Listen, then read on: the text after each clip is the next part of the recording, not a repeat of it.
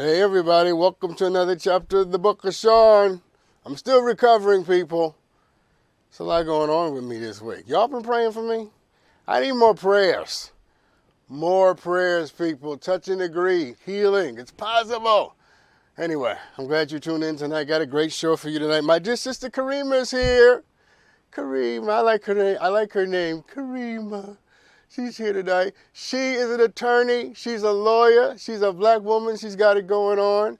But she's had quite a little journey with love, people, okay? Because it's hard when you're a professional and you got great, accreditation and credentials. It's hard to find somebody. I'm going to see if I can help her. Because that's what I do. I help people. I can't wait to talk to her, listen to her heart and her journey. We got some Ask Dr. Sean. We got some headlines. We got a lot going on tonight. Just because I feel bad, don't mean I'm not showing up to be great, people. Consider this my Michael Jordan flu game.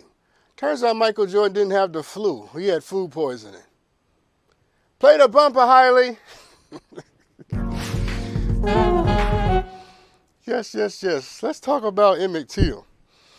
So a team from the Emmett Till Legacy Foundation searched the basement of a Mississippi courthouse for evidence about the lynching. And they found, listen to this, an unserved warrant for the arrest of Carol Bryant Dunnham. Those of you who don't know, Carol Bryant Dunnham was the white woman who falsely accused Emmett Till for making advances at her or towards her, which ultimately led to his murder and lynching. So the family found an unserved arrest warrant in the bottom of the courthouse for this woman. And now the family, rightfully so, wants Carol Bryant Dunnham arrested. Since there's already an arrest warrant for her that's been around since 1955, and I just rose up to say, this woman should have been arrested a long time ago. Can I get an amen or a hand clap somewhere? If you falsely accuse someone of doing something that they didn't do, and then your accusation leads to them being lynched, you should be in jail. Why is this woman walking around like there are no consequences for her behavior or for her actions? Carol Bryant Dunnham should be in jail. Somebody snap their fingers and agree with me on that. Come on, man. None of the people that lynched Emmett Till went to jail. None of the police officers or court officials went to jail. And the woman who accused him never went to jail. I think somebody should have to pay some consequences for the death of this boy. You follow what I'm saying? It's time for somebody to pay for what happened to Emmett Till. It's been way too long for people to walk around like nothing ever happened, like it don't matter. Now see, I just read an article of a 100-year-old Nazi who recently went to jail for crimes he committed against the Jews. This man is 100 years old, and he went to jail for that. Carol Dunnham, I don't care how old she is, she needs to go to jail for what she did to Emmett Till. See, either we're a nation of laws or we're not. Either the law applies to everybody or it applies to nobody. And when it's all said and done, falsely accusing someone of a crime and that accusation leading to that person being lynched and murdered should come with consequences. I'm all for justice for Emmett Till. My guest tonight is a lawyer, and I know she agrees with me. You can't run around accusing people falsely and then go have dinner for 50 years. Don't start making me cuss, because I'm sick, and I start cussing, I won't be able to stop. All right, let's move on. Let's talk about voters. This is a crazy story. So, in the last year, since President Biden took office, check this out. More than 1 million voters have switched to the Republican Party. What the hell? What? So y'all hate, listen, 1 million voters have switched to the Republican Party? 1 million voters. Most notably, the shift happened out in the suburbs, which absolutely does not surprise me because you can't trust people out in the suburbs, okay? You can't. I'm sorry, that might sound biased, but you can't. But 1 million of y'all switched back to being Republicans, or you switched over to being Republicans. What the hell is wrong with you people?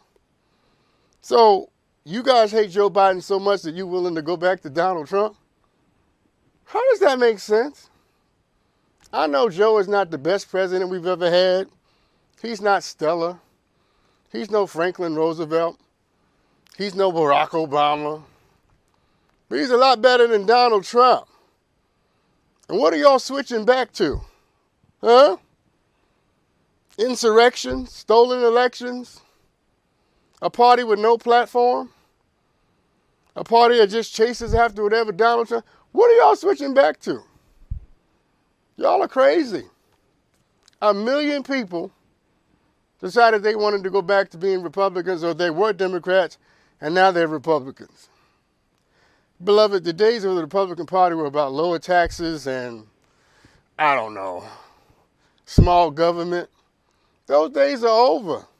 This is the party of Trump. And that's what y'all switched to? Oh my God. I understand that you don't like Joe Biden, but listen, I take Joe Biden over Donald Trump every day of the week and twice on Sunday. It makes no sense to me. You know, when it's all said and done, and sometimes you got to really understand the true nature of your choices. Sometimes you don't get to choose the perfect or the good.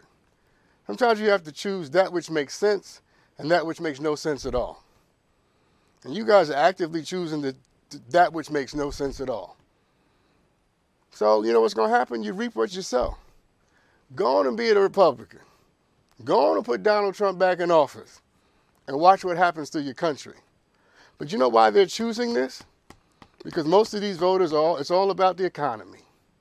They're choosing it because they don't like the economy. And they'd rather choose the economy over democracy. And that's what's wrong with America. The American dream is financial and not ethical. And that's what's wrong with America.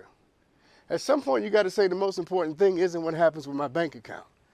The most important thing is what happens to my country.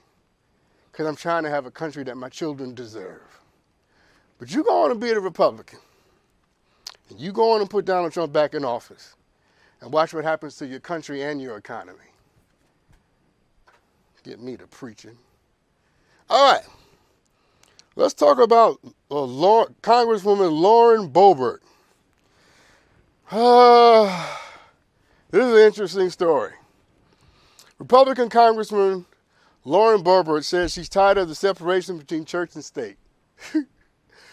Oh, God. While speaking at a religious service in Colorado, the Congresswoman told worshipers at the church that she's tired of the separation between church and state, and that there's not supposed to be a separation because that's not how the founders intended it. She went on to say that separation of church and state is not in the Constitution. I got a lawyer on tonight who probably would disagree with that, because last time I checked, there was something called the Fifth Amendment. And in the Fifth Amendment, it says Congress shall make no law respecting the establishment of religion or prohibiting the free exercise thereof. So it turns out there is a separation between church and state. Those words literally are not there, but the intent of the Fifth Amendment is to make sure that there's a state and that there's religion. This is what happens when you put people in Congress who never read the Constitution. How are you going to swear to uphold something you ain't never read? Huh? Lauren Boebert is a wonderful example of why people who are unintelligent and uneducated should not be elected to office. The separation of church and state is not in the Constitution. It is in the Constitution, you numbnut. Oh, my God. How do you get elected if you never read the Constitution? That's the part I don't understand. How do you even get elected? How do people vote for you? There ought to be a constitutional test before getting elected. See, the separation between church and state is not there to protect the church against the government. It's there to protect government from the church. You know that, right? That's why it's there. It's there to protect the rule of law against the passions of religion. Because religious people can become so fervent and so passionate that it overrides their logic, and you end up doing something with passion that you would never do in your right mind. This government is here to be established for the rule of law, not the rule of religion. So that some fascist religious person gets up and says, I don't believe that black people are people, and black people being slaves is in the Bible. So we're going to go back to slavery in 2026 because God told me so. That's why you have separation of church and state.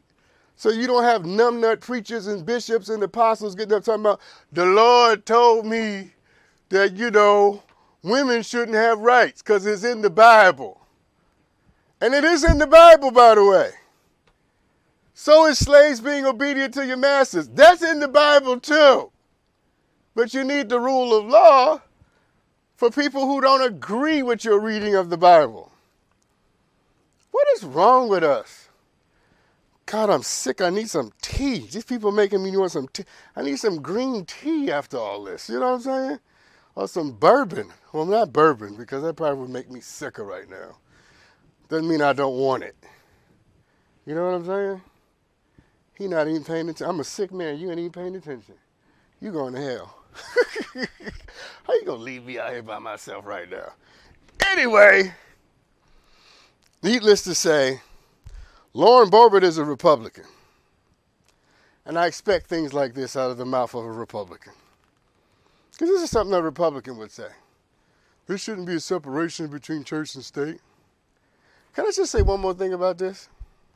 The founders of the American Constitution, the founders of America, this country, they didn't believe in God. They didn't believe in the God of the Bible. They were deists. They didn't believe that God was some intervening divine figure. They believed that God was a watchmaker who had wound the world up and left the world to figure itself out. So the God that they talk about, in God we trust, ain't the God that you believe in. You would know that if you went to college. You would know that if you took a constitutional law class. I'm not even a lawyer. I took a constitutional law class in undergraduate, and I know that. But this is what happens with Republicans. They don't believe in books. They don't believe in education. They don't believe in democracy. They just believe in Donald Trump. Somebody needs to pray for America. If you don't pray for America, pray for me. All right, let's do one more before I bring on my guest. This is an interesting story that we found laying around on the trash heap of history. Rhode Island police officer running for state senate, Gene Lugo, dropped out of the race, check this out, after punching his opponent at an abortion protest. Gene Lugo was running against the Democratic opponent, Jennifer. Jennifer is a woman. Gene is a man. Running against opponent, Jennifer Rourke, and the two found themselves in close proximity at a protest. And in a video posted on social media, shows people exchanging punches. And in the chaotic scene, the video appears to show a man fighting Jennifer Rourke. And she claims that the man who punched her was Gene Lugo. We have the video. Let's take a look at the video. Do we have the video?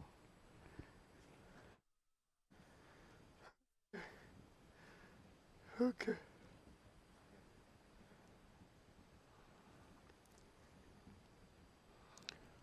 Wow. In the words of my grandson, wow. So let's talk about this. First of all, how does a grown-ass man justify punching a woman in the face? Could we start there? I'm just going to wait for you to answer that with me. How do you justify punching a woman in the face? What? He punched a woman in the face? Okay. Under what set of conditions is that all right? Under what set of conditions, peaceful or otherwise, is it okay for a man to punch a woman in the face? Okay? You got to be a piss poor man to be punching women in the face. Somebody ought to punch him in the face. I want to nominate myself for that. Because men that hit women, I ain't got no time for that. You hit a woman and I want to hit you. You hit a woman in the face? Let's keep going. Second of all, what in the world is a white man doing punching a black woman in the face? Because he's a white dude punching a black woman in the face and claiming he accidentally. How do you accidentally punch somebody in the face? Can you explain that to me? You ever accidentally punch somebody in the face? I never actually. If I punch you in the face, it's because I meant to do it. So, did I begin by telling you that Gene is a police officer? So that explains a lot, doesn't it? Since it is the common practice of police in this country to punch black people in the face. So now we understand how it happened. Mr. Police Officer punched the black person in the face. Didn't matter that she's a woman. Didn't matter that they were at an abortion protest. Because that's just how it works in this country. What was true 50 years ago is true today. Black women are the most disrespected demographic in America. And they've always been the most disrespected demographic in this country. And it disgusts me. It's despicable that this country has never found the wherewithal to respect and love black women. We despise black women. And yet this country has never been able to prove itself without her. So you hear me, little black girl. America will never love you the way you should be loved. And this country will never give you the honor that you deserve. But please understand there are those of us who see your greatness. We see the crown of your hair. We see the stride of your walk. We see the power of your hips. We see the elongated way you flick your hand when you're done with somebody. We see how you bat your eyes. We see how you curl your mouth when the passion and the fever grabs you. We see that intense look you give us when you want to tell us to shut up but you don't want to use words. We hear your poetry. We hear your music. We love your stance. We feel your absence. We seize and understand your greatness. And while this world has never loved little black girls, we understand that we have never been able to turn without you. Woo, let's take a break. We'll be right back with a beautiful black woman right after this. Welcome back, everybody. So, what do you do when you have amassed and accomplished so much, but there's still one thing missing? Still something that you wish you had. And all of us watching tonight, we all have that one thing that we wish we had, in spite of everything else we've been able to do. My sister Karima is here tonight. She knows that journey, and I can't wait to listen to her talk about it. Welcome to the show tonight, Karima. How you doing, Dr. Sean? Thanks for having me. It's my pleasure. You were so apropos tonight, considering my ending with my headlines. I was like, yes, I'm talking about Karima. Yes, it was perfect. Thank you. Perfect timing. Yes, I'm so glad you're here. Listen, so you're a lawyer. Yes. And what was the driving force to making you want to be a lawyer? Talk to me about that. So I was actually adopted by my maternal grandmother's coworker. And I just always had this high level of empathy since I grew up and because of what my mom did for me. So I just always wanted to help people. And I felt the title would help me help people a lot more. And I just always wanted to be a lawyer since I was about 11 years old, and I wanted to make my mom proud because she did so much for me. That is such a great story. She was amazing. I didn't expect you to say that. That was rich and emotional. Thank you. So as you say that, do you get emotional when you talk about that? That woman, she was amazing. She actually passed away as soon as I finished my first semester of law school. So she saw me get into law school, but yeah, she was 57 when she took me in at 1. And that's just, I don't know, I couldn't do that. She already raised all, my adopted siblings, and she didn't want to see me go to foster care. So she took me in. What What would you say to her if she was here? I would just say thank you so much. I mean, I hear these horror stories of what could have been and where I could have ended up. And I'm just so amazed and so happy that she chose me. You know, I would just say thank you so much. And I love everything about you. That's what it is. No, that's sweet. I love that. I love that. So you've achieved your professional goals. Yes. You did it. What you wanted to be since you were 11, you did it. Tell me what's missing. I feel like I should be married by now, or at least in a long-term relationship. I'm just having a hard time putting my personal and dating life first. Like when I go out, I always have my laptop. If I go away, I have my laptop. It's very difficult. I'm always thinking about what I could be doing when I'm out. Karima, I what? So when you go out, you have your laptop with you? do have my laptop. I actually went out of town and I usually bring my laptop because I wake up early. So if everybody else is sleeping, I feel like I could be doing some work. You don't do that, Dr. Sean? You don't bring your laptop everywhere? Not on a date. Yes, I went away for a weekend and I had my laptop. Okay, we're gonna talk about it. That's why you're here, because we gotta talk about this. So when you were in law school, did you date? Not really. I mean, for the summer because I had summers off. You did summer dating? But I would let them know like I only have a little bit of time, the summertime. Yeah, I was in school 14 hours a day, 12 to 14 hours a day. I traveled from Staten Island to Long Island. I don't know if you're familiar with the New York area. I'm from New York, Karima. What you talk about? Well, then you know, Staten Island and Long Island are two spectrums of the world. Everyone talks about those two locations. So I was in school a long time, from 7 a.m. to at least 7 p.m. every day, sometimes 9 p.m. So I only had time to date during the summer. So you didn't feel, I understand the time and the distance, but you didn't feel like you could venture or explore the possibility of someone understanding. Now I feel that way. Back then, I was so laser focused on getting into law school, getting through law school, the bar exam. No, I did not. I wish I did now, looking back, but then no. Okay, but we got to explore that, because I'm feeling as if the inability to consider the fact that somebody could understand that isn't just about the time. Isn't just about, and I saw your face. I saw your face. You agree with me. What else was going on as to why you didn't venture to consider that somebody could understand you? Somebody could be there for you. They would ride it out with you. What was it about you that wouldn't consider that? Dr. Sean, I do not know. Maybe I didn't feel like I met like a very ambitious person like myself who could understand that. So I don't know. I could not fathom at that point in my life that I should have allowed someone in my space and in my time. I couldn't. Did you feel like you were worthy of it? At that time, yeah, I felt like I should have had someone. Now I know I was worthy, and now I know. No, Karima the lawyer.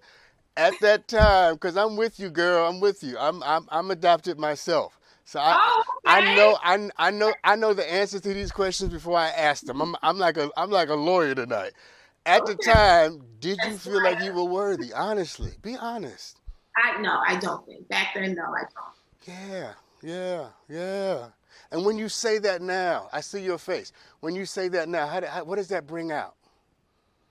It's such emotions. I feel like how could I not feel that I was worthy during that time? Well, I should have had someone back then who understood and could have helped me. Because let me tell you something, I went through some tough times back then, so I should have allowed someone.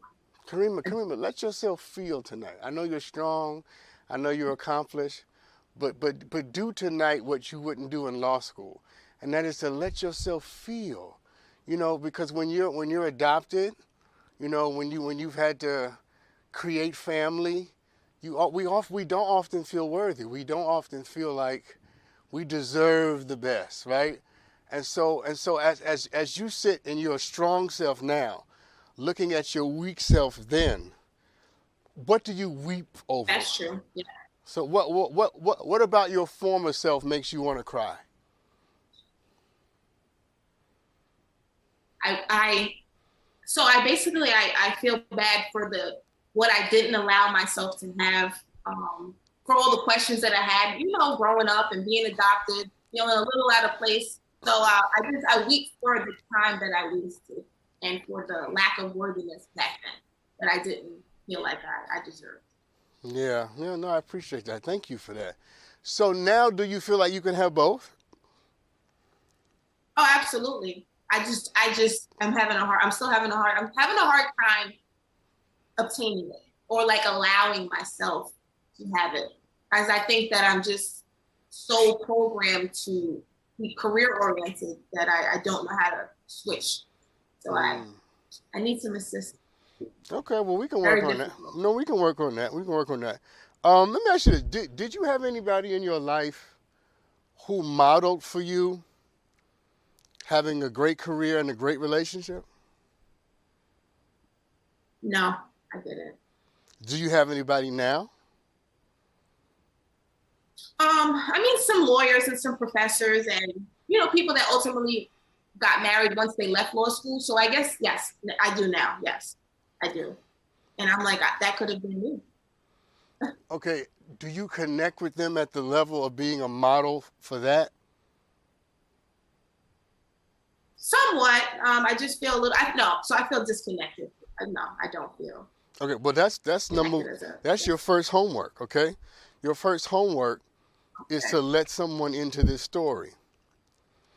Not as a lawyer, not as a legal professional, but as a human being. Is to allow someone, is to Absolutely. say to someone, you know what? I need you to be a model for me on how to have a great career and a great relationship because I've been challenged on how to do both of those things. What do you think about that? I love that. Yes. I agree with that wholeheartedly. Well, that's good because because we often can't do what we've never seen, right? And trying to do what you've never seen often ends up making you crazy inventing something that you don't have to invent.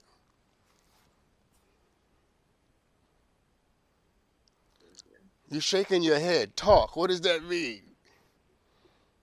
No, so as you're speaking, I'm just listening and I'm taking notes in my head. So yeah, I'll start doing that. I'll stop connecting more as a professional side and a more personal role in order to attain the models that I need. So let's do this. Tell me what you Start wish. dating. Tell me what you wish you had done differently. I mean, I wish I wouldn't have been giving time frames on dating. I wish I would have continued it longer than, I didn't have to give an expiration date. So I would have done that different. No time frames. I would have allowed someone to date me the whole time in law school instead of during breaks, and that's it. And I wouldn't be bringing my laptop on dates. That's what I wouldn't be. Hello, So, because that's where we started, and you tried to convince me to bring a laptop on my date, and I was like, the devil is a lie. You don't bring no laptop on the date. You got to be involved in the date, Karima. I know. Okay. I'm trying. I'm working on it. So do you want to be married and have children? I do. I feel, yes. Now I'm worthy. Yes, I definitely want to be married with kids. Absolutely. I Okay. deserve it. Are you dating Yes. now? I went a few dates in the last couple months, so it's okay. Like I said, I did bring the laptop on a date a few months ago. Oh So God. just Okay. looking for. Okay.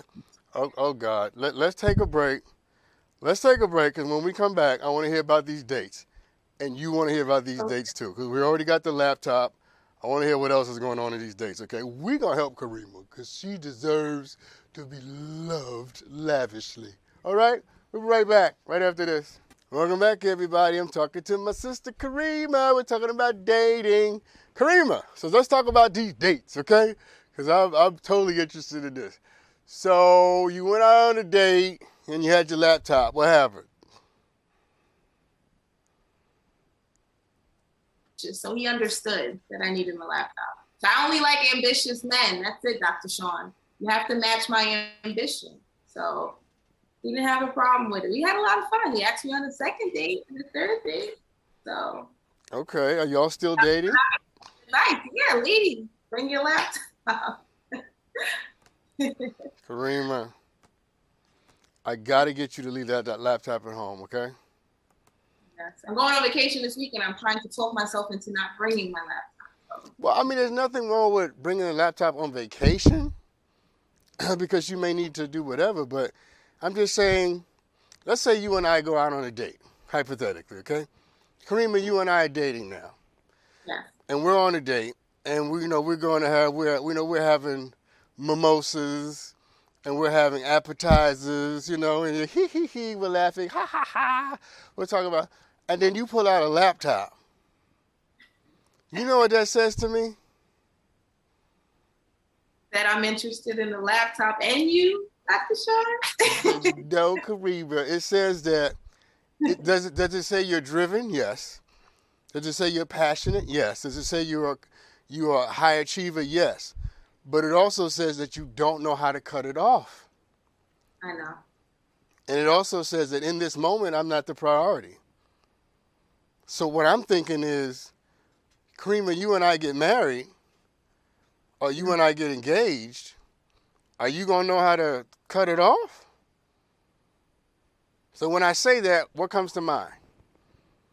There won't be any future dates if I don't cut that out. So I'll be limiting my laptop time. Yes, because you want to send the message yes, there you go, that you're interested. Yes. That you're interested in the person, not just your career. That you are fully present. Because you can't be good at anything you're not fully present in. Yes, I totally agree with that. You know what? I wouldn't want anybody to pull a laptop out. I was just about to say, what if I was on a date with you and I pulled out my laptop? I don't even want you to pull out your phone, let alone a laptop. Oh, I can't pull out my phone, but you can pull out the laptop? Laptop, phone, Yeah. But you said it better than I could. You do to people what you don't serve people something that you wouldn't eat. You're absolutely right. There you go. So tell me, what kind of man are you looking for? So, like I stated before, definitely ambitious.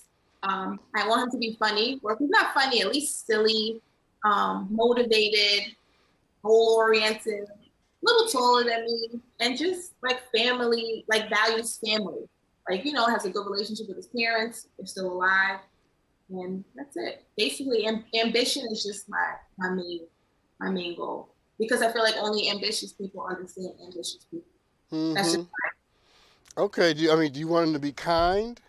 Oh, absolutely. Kind. You didn't say it. You didn't say it. No, I know. You're right. I have so much empathy. Yes, I would love for my future person to be kind and compassionate. Absolutely. Compassionate. All right. Understanding. And able to communicate. Okay, those are good. Yes. Those are good. I'm just making sure these are on the list. So what do you want? This is for all the black women watching. What do you want him to look like? Let's just go there. I want him to be taller than me. He doesn't have to be that tall. I used to want tall back in the day, but now I just want him to be taller than me. Doesn't have bearded or non-bearded. I want him to be a strong black man. That's what I want him to look like. Mm-hmm. I don't have. You want him to have big feet? Big, absolutely. That's a plus, Dr. Sean. Right. Thank you. Please and thank you. Oh God. Blame it on the sickness, America. I don't know where that came from. Blame it on the sickness. All right. We want to have big feet, tall, strong. Listen, I'm all for it. I think people ought to be specific about what they want. Because when you're not, you end up getting us anything. You know what I'm saying? Yes. You ask for something and you don't get anything specific. You're absolutely right. You have to be more specific with your requests and manifestations. Absolutely right. So here's my question. If he showed up tall, strong, compassionate, handsome, driven, accomplished, gets along with his family, loves his mama, and he got big feet, would you be able to accept him in your life? Do you have room for him? Yes, Dr. Sean, I'm working on that. I'm making room. I'm rotating Oh, everything. wait. Making room and having room are not the same thing. Which one is it? I have the room, yes. I have room. I will welcome this man. Where's he at, Dr. Sean? You bringing the guest out? Wait. This is the second show that I've had this week where someone said to me, okay, where's my date? Yes. Look, we're giving you topics. But where's he at? Listen, Jocelyn and Tanisha and Trina, apparently on this show, these are my producers, executive producer. We're going to have to start providing dates for people because people come on expecting dates, and then we ain't got no dates for people, and they want to. All right. So, Karima, here's my last question, okay? What do you need to change about yourself to be ready for him? No. Don't answer fast because you're about to answer way too fast. Think about it. Matter of fact, close your eyes. Okay. Take a deep breath. Inhale. Exhale. Exhale. Inhale. Exhale. Okay, keep the eyes closed. What do you need to change about yourself to be ready for him? I need to work on not doing too many things in one day. I do a million things in one day. And just letting go of my career, letting go of everything else and just living, like just my personal life. That's it. That's what I need to do to be ready. Really. Okay, let me help you answer this question, okay? Because I don't doubt anything that you just said. But what I think you need to work on is understanding that these two things are not opposites and that they're not competing. Your career and your heart can both be important to you. As you nurture one, you grow the other. Okay. And that you need to understand that you deserve them both. You're worthy of both of them. So let it happen. Okay. Okay, that's all I got. I don't have a date tonight for you. Well, I'll look out for tomorrow. Thank you. Thank you for coming on, Karima. Thank you so much for having me. I appreciate your advice. Thank you so much and feel better. Thank you. Whew. I appreciate that so much. We'll be right back with more Booker Sean right after this. Let's talk about credit, people. Let's talk about how important it is. Credit is a big deal. Trust me, I know. And let me tell you why the 3-week rule may be the best financial advice ever. Wait 3 weeks. What is the 3-week rule, rather? Wait 3 weeks to buy that new car. Wait 3 weeks to refi your home or your mortgage. And wait 3 weeks to finance any major purchase. Why 3 weeks? Because that's how fast the average Master Score user takes to boost his or her credit. An average score of 61 points. And listen, 61 points added to your credit score can save you tens of thousands on everything you finance. The Master Score technology was developed by Credit Data Science to boost your credit score and to make it higher and faster than you ever thought it possible. The Score Master, is so easy that it takes about a minute to get started. And you don't have to wait months for your best credit score. So try ScoreMaster today and see how many plus points you can add to your credit score. So go to scoremaster.com/BookerSean. That's scoremaster.com/BookerSean. Again, that's scoremaster.com/BookerSean. And do yourself a favor. We'll be right back. So you guys always send me great videos, and I appreciate all the videos you send. Let's watch this video sent in by Gabriel. Hey, Dr. Sean. My name is Nishay. I live in Houston, Texas. I recently started my own consulting agency, and my question is, how do I manage the fear of missing out while building my dream career? So often I find it difficult between managing time with my besties and getting the bag. Hey, Dr. Sean. I thought that said Gabriel. All right, anyway. So, I get asked this question a lot. And in some part, my guest tonight, Karima, has a very similar question of how do you negotiate time between what you want to accomplish and what you enjoy doing. First thing I would say to you is to make sure that you don't see these two things in juxtaposition. They're not in competition with each other. Learning how to make time for what you want to build, your kingdom, your queendom, your empire, is important. But having people you can share it with is also important. And the challenge is to understand that one without the other makes the one unfulfilling. What good is it to hang out with your friends if you ain't got nothing, you ain't building nothing? Y'all just hanging around, smoking, drinking, partying, and ain't nobody got nothing going on.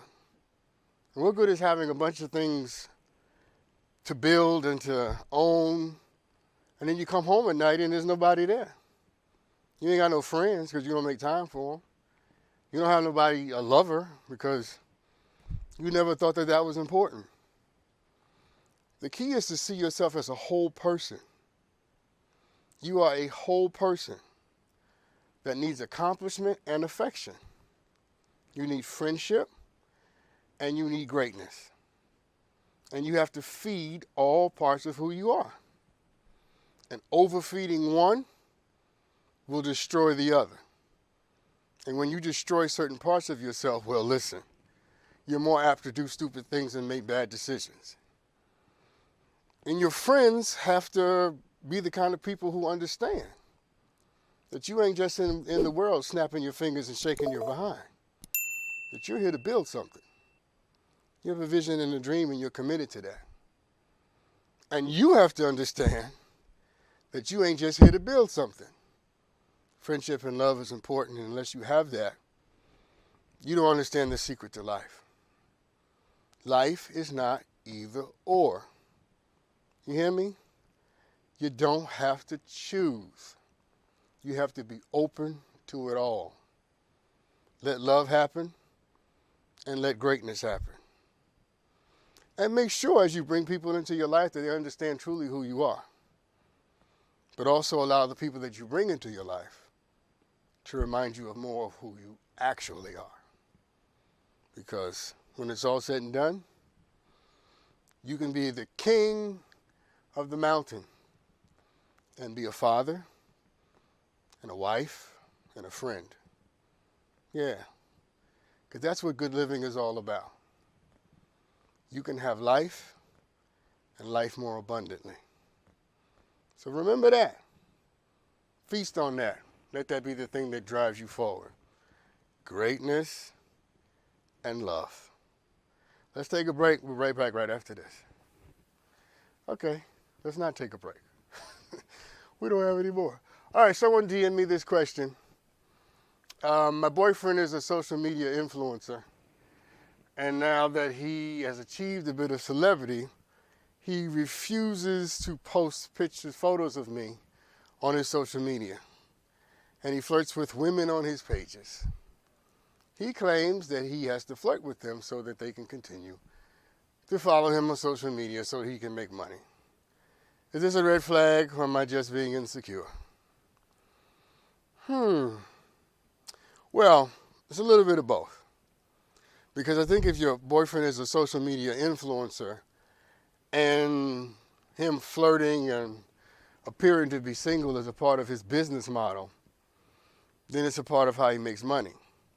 Now, I don't know a whole lot about being a social influencer. I think some of these people, you correct me if I'm wrong, some of these people make money, right, from being social influencers. So if his business model is the thing that sort of allows him, that he has to appear a certain way for people to buy into to keep his followers, then that's about money.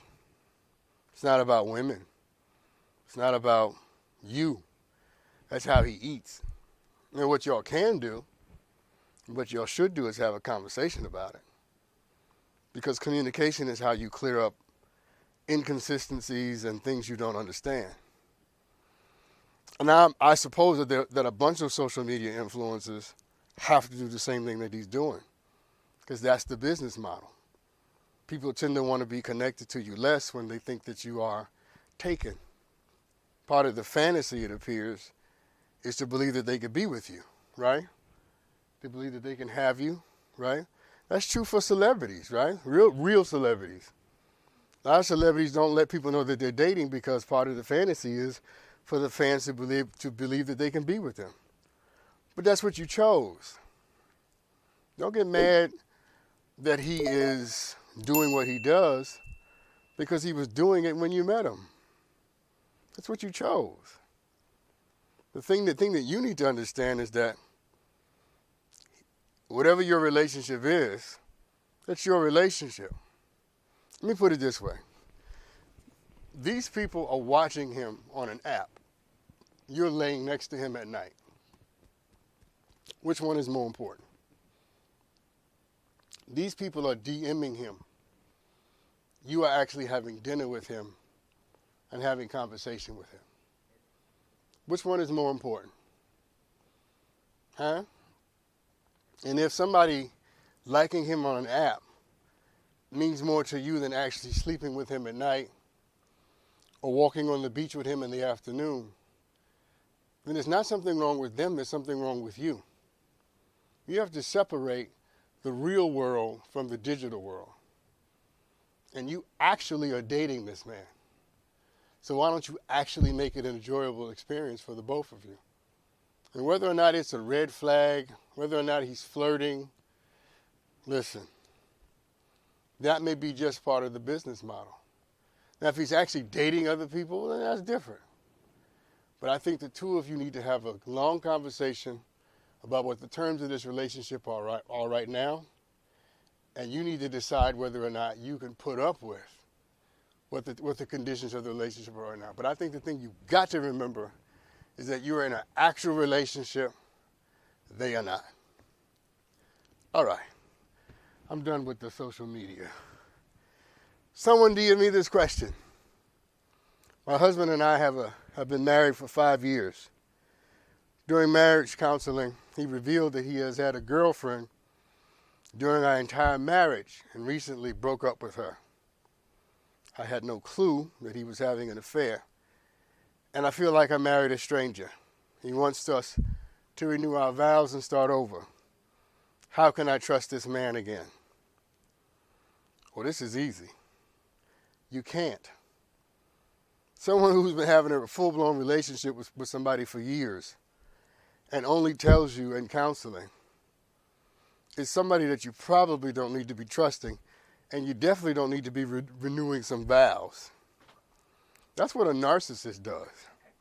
A narcissist does all kinds of crazy things and expects you to get over it, right? I cheated on you for years. I'm sorry. Now let's go renew our vows. What? That ain't how it works. And if you participate in that, he ain't the crazy one, you are. You need to decide that you deserve better than somebody who can cheat on you for years, apologize, and then rush to the renewing of the vows. As if an apology, erases everything. Everything is now better because you apologize. Let me tell you something. If you let people treat you bad, that's exactly how they're going to treat you. And that's what he's trying to do. He's using an apology to be the means by which he gets away with what he's done. I don't know if he's sorry or not, but I know that you're going to look crazy if you participate in his foolishness. How do I ever trust him again? Why is trusting him the most important question right now? What about your hurt? What about your pain? What about your disrespect? You've been dishonored. And instead of asking questions about yourself, you're rushing to asking questions about trusting him. That's how I know you're not only a victim, you've been held hostage by a master manipulator who has conditioned you to ask questions about him when you should be asking questions about yourself. My dear sister, I wish you freedom. I wish that you get liberated from this. Not just physically liberated, but emotionally and psychologically liberated. You deserve better. You deserve to be treated better than this. Somebody has cheated on you for years, had a full-blown girlfriend, while they were married to you, and you worried about trust? There's no trust here. There's no trust here because there's no love here. And there's no love here because there's no respect here. And there won't be any of that because you're dealing with someone who only cares about what he wants. It's your job to love you. It's your job to respect you. It's your job to demand more from a relationship than you demanded from him. You shouldn't be asking me how to trust him. You should be asking me, Dr. Sean, what should I have learned from this? What's the lesson here? And the lesson here is choose people who actually care about you. Connect with people who truly love you and not with people who make you feel good or who look good or who give you the illusion that you want. Love is a very difficult thing, but true love begins with you learning how to love yourself. Thank you for tuning in tonight. Thank you, my sister, for being here tonight. Y'all be good to each other, all right? Flourish in the matters of the heart. I love you.